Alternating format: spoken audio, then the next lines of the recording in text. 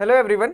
सो दोस्तों, कल एक स्टूडेंट ने क्वेश्चन पूछा कि सर एआरडी और ईएसआई में नाबार्ड के एग्जामिनेशन में चाहे फेज 1 हो चाहे फेज 2 हो, ऑब्जेक्टिव हो या डिस्क्रिप्टिव हो, क्वेश्चन आते कहाँ से हैं। मैंने कहा ये तो बहुत इजी सा क्वेश्चन है, नाबार्ड ने तो सिलेबस दिया हुआ है।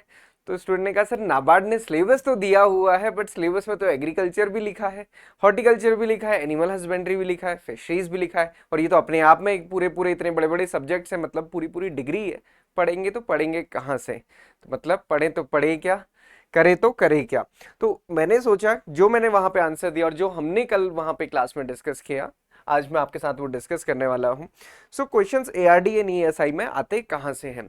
जो एक सबसे बड़ी चीज है जो हम हमेशा कहते हैं कि नाबार्ड ने सिलेबस दिया है, तो सिलेबस तो दिया है बट सिलेबस में सारे टॉपिक्स मेंशन है, मेन मेन हेडिंग मेंशन है। और जैसा कि डाउट हमें होता है कि सिलेबस में तो एग्रीकल्चर भी मेंशन है, हॉर्टिकल्चर भी, एनिमल हस्बेंड्री भी, सारी चीजें मेंशन है।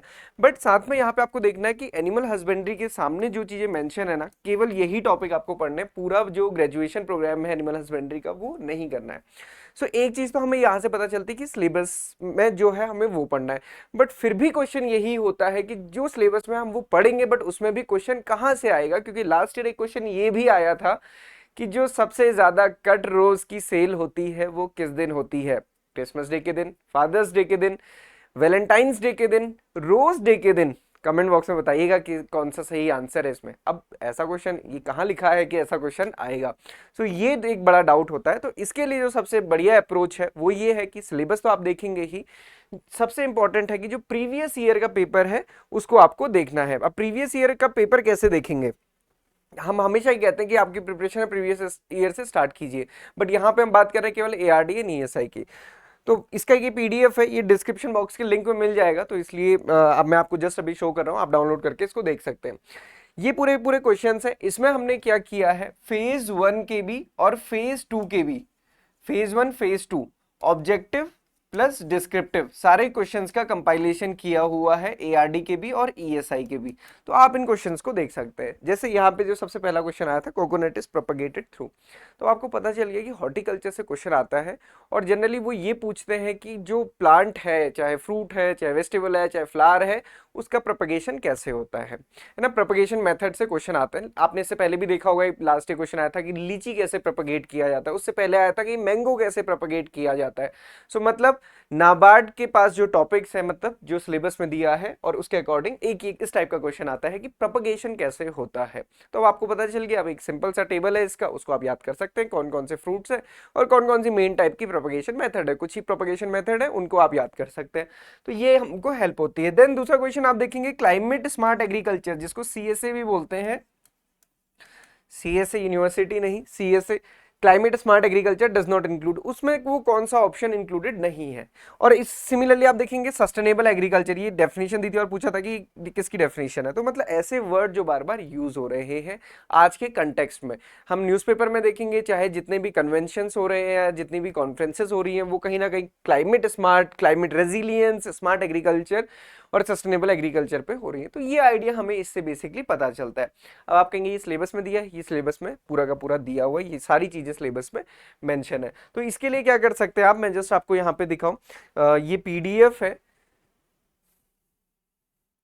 ये पूरा पीडीएफ है, इसको आप गो थ्रू कर सकते हैं। इसमें क्योंकि सारे क्वेश्चंस यहाँ पे आप देखेंगे 40 एआरडी 40 ईएसआई के क्वेश्चन, और उसके बाद जो हमारे मेंस में 30 क्वेश्चंस ऑब्जेक्टिव आते हैं, 1 मार्क करके 10 क्वेश्चन और 2 मार्क करके 20 क्वेश्चंस वो भी, और साथ ही साथ डिस्क्रिप्टिव क्वेश्चंस भी हैं। तो ये सारा का सारा आप यहाँ पे देख सकते हैं।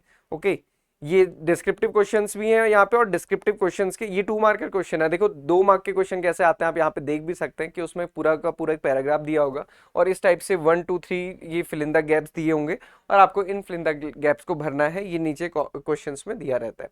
तो कई बार स्टूडेंट सोचते हैं कि जो पैराग्राफ दिया है क्या इसी में से आंसर ढूंढना है, तो फिर तो ये रीडिंग कॉम्प्रिहेंशन हो जाएगा, फिर ये सब्जेक्टिव क्वेश्चन पेपर नहीं रहेगा। तो ये क्वेश्चंस भी आपको यहाँ पे मिल जाएंगे इस पूरे के पूरे में, तो इन सारी चीजों को आपको देखना है।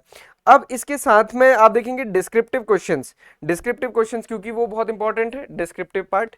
तो यहाँ पे डिस्क्रिप्टिव जो क्वेश्चंस हैं उसके साथ साथ उनका क्या आंसर हो सकता है ये भी हमने मेंशन किया हुआ है। देखिए जैसे लास्ट टाइम था, क्वेश्चन आया था what is social forestry, what are its objective, what are the different facets of social forestry and list some of the important economic benefits.